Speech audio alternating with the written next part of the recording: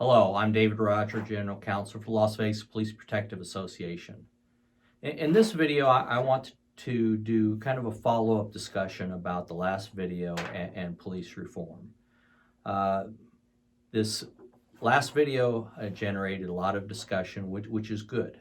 All of you have to talk with your colleagues, your squad mates about how to do smart policing. Because as I said before, there is a target on your back. You'll hear from the President of the United States here in the next few days about his ideas on the George Floyd Justice and Policing Act. The legislature is drilling down and talking about changing Graham versus Connor.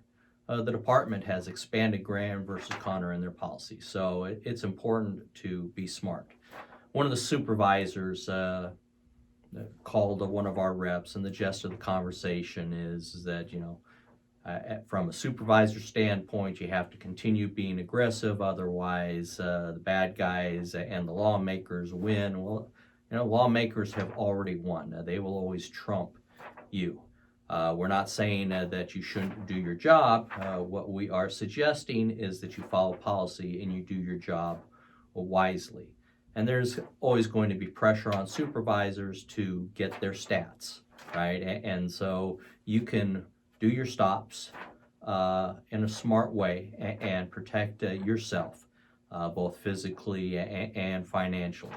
And in the end, PPA's job isn't to make supervisors look good. Our job is to make sure that you keep your job and stay out of prison. And so I don't want to continue beating a dead horse, but it's important for us to have one final discussion about consequences. There's a quote from Abraham Lincoln, and the quote was, "By general law, life and limb must be protected. Yet often a limb must be amputated to save a life. But a life is never wisely given to save a limb." I'd like to say that I read this in a history book, but I saw this on Blue Bloods. And so what that means is that, sometimes you have to give up a member, give up something in order to save the whole. And with respect to law enforcement, sometimes the police department or the sheriff's department has to give up an officer because of the public outcry. And I know that's hard to hear. I tell officers a lot of times that, you're just a P number, and they go, "Dave, that's so cold-hearted." But it is the truth. And so let's talk a little bit about the department's position. And remember this Abraham Lincoln quote. This was Deputy Chief John McGrath, who was at a protest during the Black Lives Matters protest during the George Floyd, or in the aftermath of George Floyd. And this is what Deputy Chief John McGrath had to say. So just like any other job, I don't know where everyone works, but there's unions that protect police officers, and when we fire them, sometimes arbitrators send them back to work, and that's out of our control.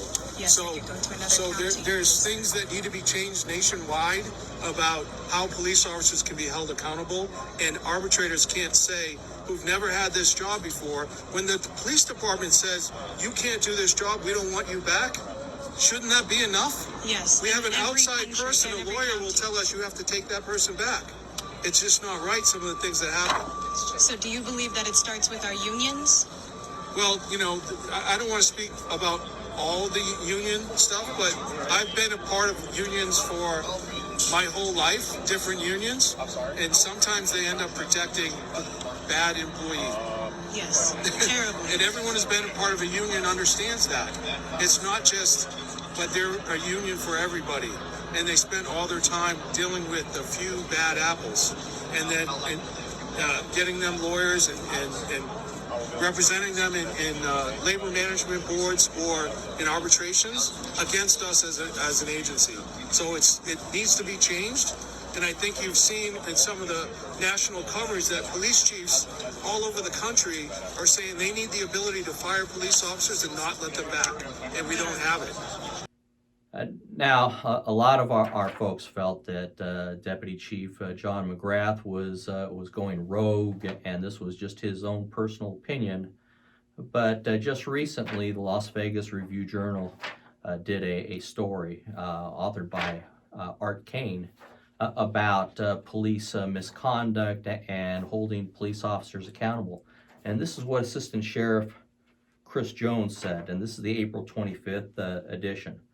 Police chiefs and sheriffs are doing the right thing and terminating people that should not be in law enforcement. We don't want to work next to a bad cop. We don't want to go through what we went through last year because of some cops in Minnesota. But there are things in place that tie our hands, and those processes need to change. Jones pointed to arbitrators who reversed about 1/3 of Metro's decisions to fire officers since 2015 as a prime problem keeping people on the force who supervisors believe shouldn't carry a badge and a gun. And so this isn't just McGrath, that this is the department's mantra. And so if that is in fact the case, then we have to protect you and you have to protect yourselves, which means follow policy.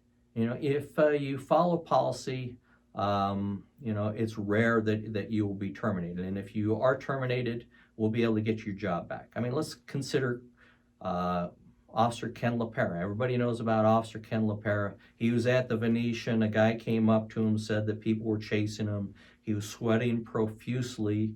And when Officer LaPera stood up, the individual took off running. Officer LaPera chased him, and when he eventually caught him, the fight was on, and the individual died. Officer LaPera's partner was way behind. It's really not clear to me whether she even pursued the individual. And what is the end result? Officer LaPera was arrested by FIT, the department. He was faced a grand jury. We were successful in convincing the grand jury not to indict. And he's gone. He took a medical retirement. His partner is still with the department. Officer LaPera engaged an individual and chased after him. His partner did not.